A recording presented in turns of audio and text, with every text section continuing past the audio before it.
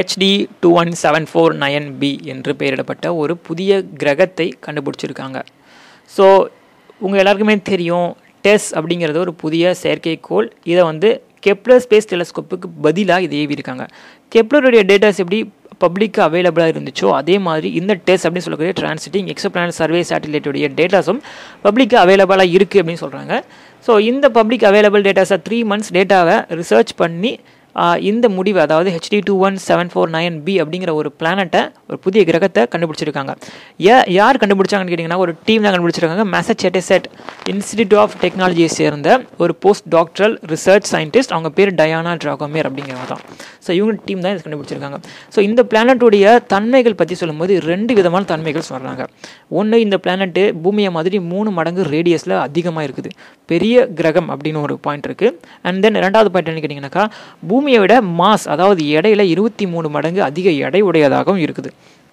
இந்த 2 தன்மைகளையும் வச்சு 2 வித்தியாசமான கருத்துக்கள் சொல்கிறாங்க. நான் 2த்தையும் சொல்கிறேன், புரிதா பாருங்கள்.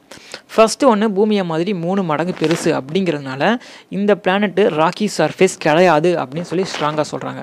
நம்மளோட பூமி மாதிரி ராக்கி சர்ஃபேஸ் கிடையாது, ஸ்ட்ராங்னஸான ஒரு பாறை போன்ற அமைப்பு கிடையாதுன்றாங்க.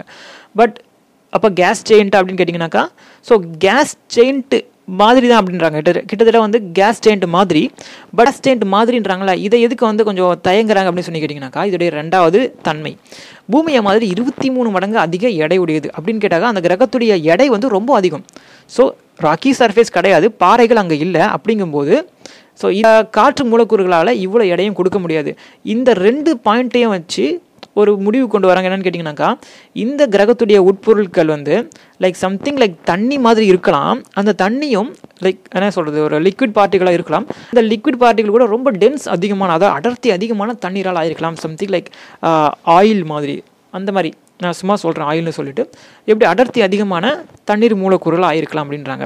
பட் பாயிண்ட் நம்பர் 1 என்னென்னு கேட்டிங்கனாக்கா, இது வந்து 3 மடங்கு அதிக பூமி மாதிரி அதிக ரேடியஸ் இருக்குது, 3 மடங்கு ரேடியஸ் அதிகமாக இருக்குது. அப்படிங்கிறதுனால இதில் ராக்கி சர்ஃபேஸ் கிடையாது. மேபி இது ஜெயிண்ட் மீன்ஸ் கேஸியஸ் பிளானட்டாக இருக்கலாம் அப்படின்றாங்க. அந்த 2வது பாயிண்ட்டை பார்க்கும்போது அதிக எடையுடையதாக இருக்குது. ஸோ கேஸ் பார்ட்டிகள் மட்டும் வச்சு நம்மளால் அதிக எடையை உருவாக்க முடியாது. அப்படிங்கிறதுனால ராக்கி சர்ஃபேஸ் இல்லை. அப்போ எப்படி இவ்வளோ மாஸ் வந்துச்சுன்னு கேட்டிங்கனாக்கா, அந்த 2வது பாயிண்ட் எப்படி வந்துச்சுன்னு கேட்டிங்கனாக்கா, ஸோ இந்த பிளானெட்டில் வந்து கொஞ்சம் திக்னஸ் அதிகமான, அடர்த்தி அதிகமான, டென்ஸ் அதிகமான பார்ட்டிகளால்ஸ் இந்த பிளானட் ஆகிருக்குது அப்படின்னு சொல்லிடுறாங்க. புரியுதுன்னு நினைக்கிறேன். புரியல, நான் கமெண்ட் கேட்குறேங்க சொல்கிறேன். ஓகே, இப்போ இந்த பிளானட்டுடைய, அதாவது HD21749b உடைய ஒரு சில ப்ராப்பர்ட்டிஸை பார்க்கலாம்.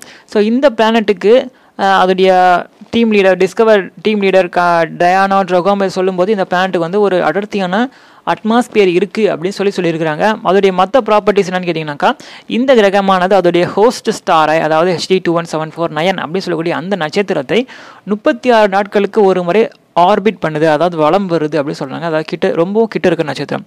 ஸோ அப்படி இருக்கும்போது இதோடைய டெம்பரேச்சர் அதிகமாக இருக்குமே அப்படின்னு கேட்டிங்கனாக்கா, இதோடைய சர்ஃபேஸ் டெம்பரேச்சர் கிட்டத்தட்ட 150 டிகிரி செல்சியஸ் அப்படின்னு சொல்லியிருக்கிறாங்க. அண்ட் இந்த கிரகம் வந்து அதோடைய ஹோஸ்ட் ஸ்டாரான அந்த HD21749 கிட்டத்தட்ட 0.2 AU ஆஸ்ட்ரானமிக்கல் யூனிட் உங்களுக்கு தெரியும்னு நினைக்கிறேன். ஸோ 0.2 AUல இருக்குது. அண்ட் இதோடைய நட்சத்திரம், அதாவது சுற்றி வரக்கூடிய நட்சத்திரமான அந்த ஹோஸ்ட் ஸ்டார் HD21749 அப்படிங்கிற நட்சத்திரத்தை பற்றி சொல்லும்போது, இது வந்து லைக் நம்மளுடைய சூரியனுக்கு ஈக்குவலான ஒரு கிரகம் அப்படின்னு சொல்கிறாங்க, ஈக்குவலான ஒரு ஸ்டார் அப்படின்னு சொல்கிறாங்க. இதோடைய ப்ராப்பர்ட்டிஸ் என்னன்னு கேட்டிங்கனாக்கா, இந்த நட்சத்திரத்துடைய மாஸ் வந்து 0.8 சோலார் மாஸ், அதாவது கிட்டத்தட்ட 0.2 குறையுது நம்மளுடைய சூரியனுக்கு ஈக்குவல் ஆகிறதுக்கு. அதோட சைஸ் பார்த்தீங்கன்னாக்கா 0.7 சோலார் ரேடியஸ் அப்படின்றாங்க. இதோட பிரைட்னஸ் பார்த்தீங்கன்னாக்கா 0.2 சோலார் அப்படின்றாங்க. So something like that. So இந்த நட்சத்திரத்தினுடைய டெம்பரேச்சர், சர்ஃபேஸ் டெம்பரேச்சர் பார்த்தீங்கன்னாக்கா கிட்டத்தட்ட 7700 ஃபாரன்ஹீட் அப்படின்னு சொல்லியிருக்காங்க.